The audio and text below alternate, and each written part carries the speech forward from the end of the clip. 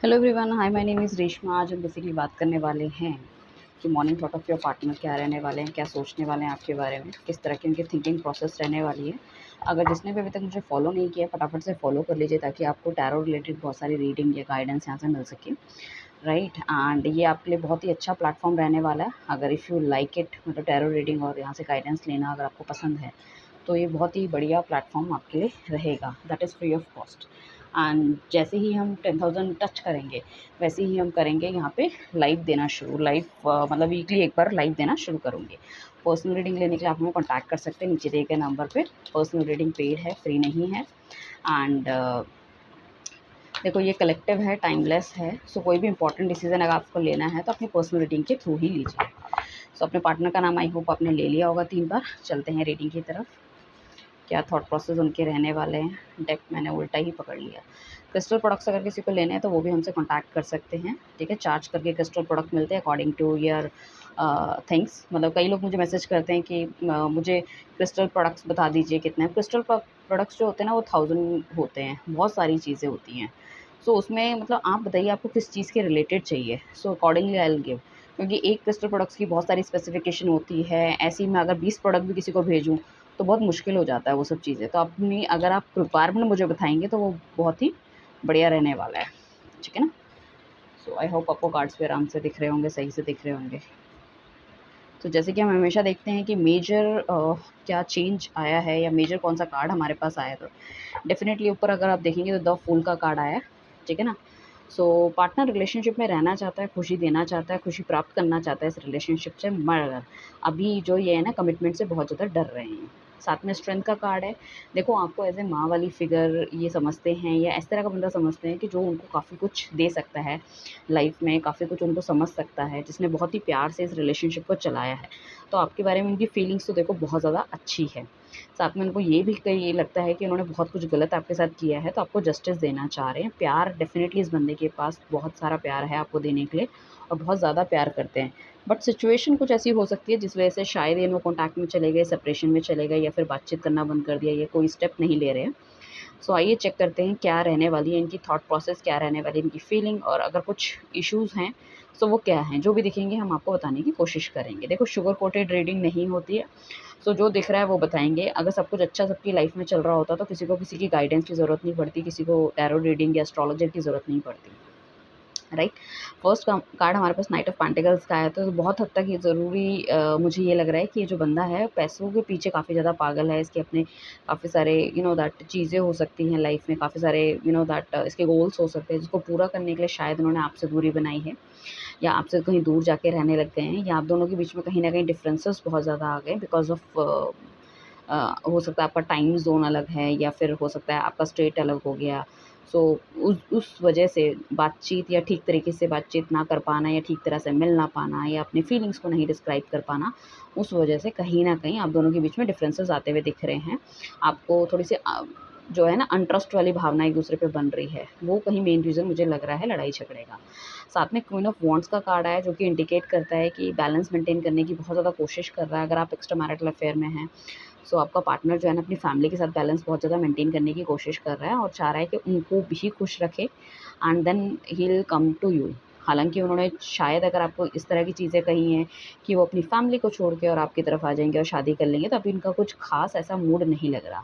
But being a lover definitely उनको लगता है कि शायद आप उनके सोल पार्टनर हो, बट उनको ऐसा लगता है कि डेस्टाइन ने अगर उनको किसी के साथ बाँध दिया है, सो उसको छोड़ के निकल पाना थोड़ा-सा मुश्किल है। बट आपको भी छोड़ना थोड़ा-सा मुश्किल है क्योंकि कहीं न कहीं उनको ऐसा लगता है कि शायद सबसे पहले अगर आप उनकी लाइफ में आए होते तो आप दोनों एक साथ होते, बट छोड़ना वो नहीं चाहते। बट हाँ, इस बंदे की अपनी कुछ सोशल रिस्पॉन्सिबिलिटी हो सकती है टुवर्ड्स हिज फैमिली, इसके माँ-बाप के प्रति या फिर बच्चों के प्रति, तो वहाँ पे थोड़ा-सा बैलेंस मेंटेन करने की कोशिश कर रहा है।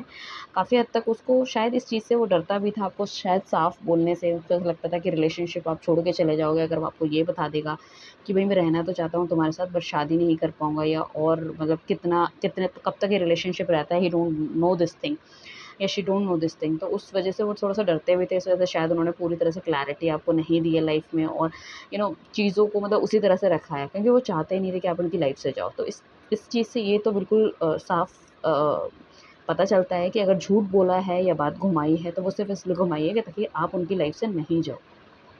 ठीक है। एंड साथ में ये बंदे के थॉट प्रोसेस बहुत ज़्यादा क्लियर हैं कि इनको पैसा कमाना है, इनको चीज़ों की स्टेबिलिटी देनी है।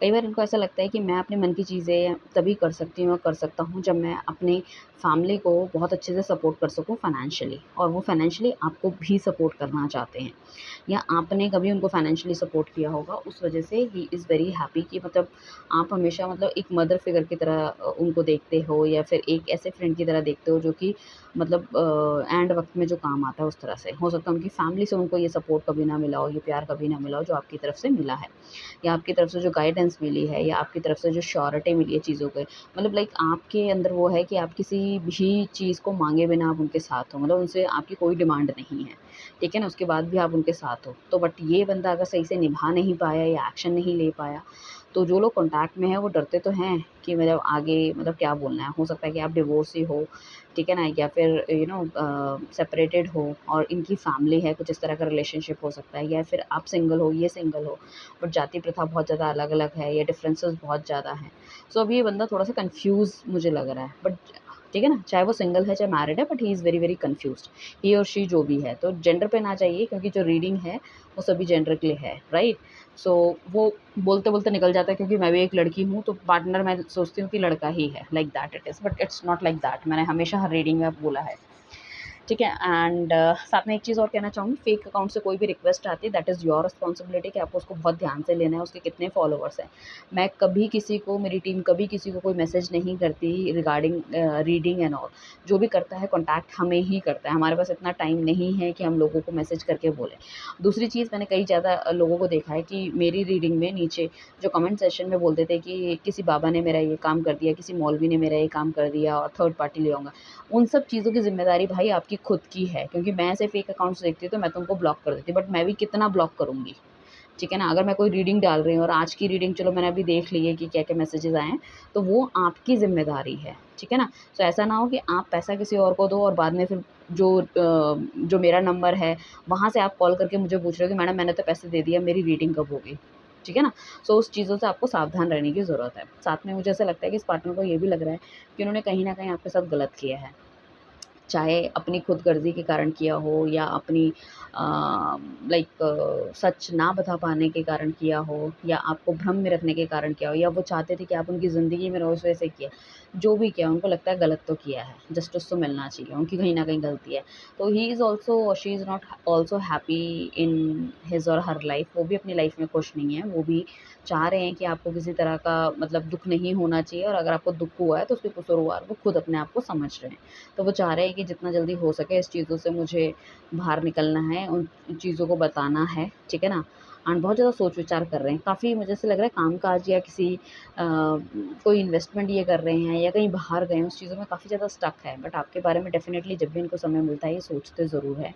पुराने पलों को, पुरानी फ़ोटोज़ याद करना, किस तरह के आपके मैसेजेस होते थे, किस तरह से आप कॉल में एक-दूसरे से कॉन्टैक्ट करते थे या वीडियो कॉल करते थे, लाइक दैट इट इज़ मिलना-मिलाना, बाहर घूमने जाना, एवरीथिंग।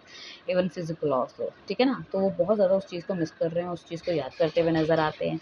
बट लाइफ़ के सर्कमस्टांसेस उन्हें लग रहा है कभी-कभी ऐसे हो जाते हैं कि चीज़ें हम ठीक नहीं कर पाते, नहीं समझा पाते सामने वाले को, एंड शायद पूरी तरह से बताएँगे तब भी थोड़ी-सी चीज़ें नेगेटिव हो जाएँ। कभी-कभी उन्हें ये भी डर लगता है कि पता नहीं आप उनकी बात पूरी तरह से समझोगे, नहीं समझोगे, और लाइक आपकी लाइफ़ में भी इतना स्ट्रेस है तो आपको और स्ट्रेस देना चाहिए, नहीं देना चाहिए। तो उन्हें ऐसा लगता है कि लेट इट बी, चलो जो हो रहा है सो हो रहा है।